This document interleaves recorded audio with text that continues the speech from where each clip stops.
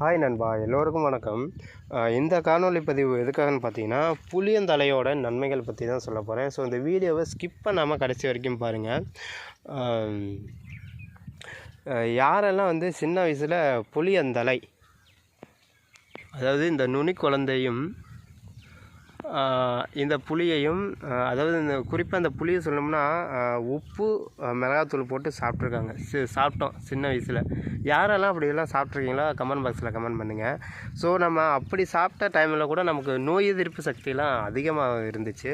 But ஆனால் இதெல்லாம் வந்து இந்த வாய்ப்பெல்லாம் நம்ம நழுவு விடும்போது தான் நமக்கு வந்து நோய் எதிர்ப்பு சக்தி இதெல்லாம் குறையிறதுலாம் ஆட்டோமேட்டிக்காக வந்துடுச்சு. என்னன்னு பார்த்தீங்கன்னா, இந்த புளியந்தழையோட நன்மைகள் பற்றி தான் சொல்ல போகிறேன். இந்த புளியந்தழையை, அதாவது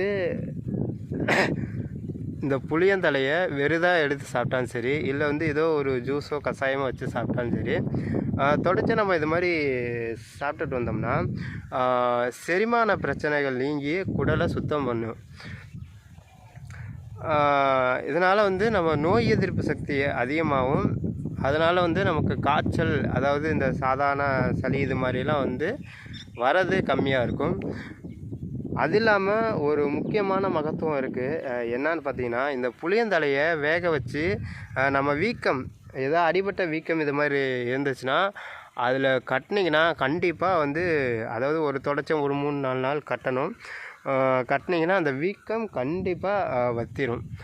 ஸோ இது வந்து எனக்கே இது பண்ணாங்க, இது சரியாகவும் போச்சு.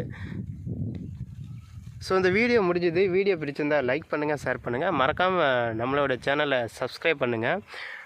மீண்டும் அடுத்த ஒரு காணொளியில் சந்திக்கிறேன். அதுவரை உங்களிடம் இருந்து விடைபெறுவது உங்கள் ரகுநாத். நன்றி, வணக்கம்.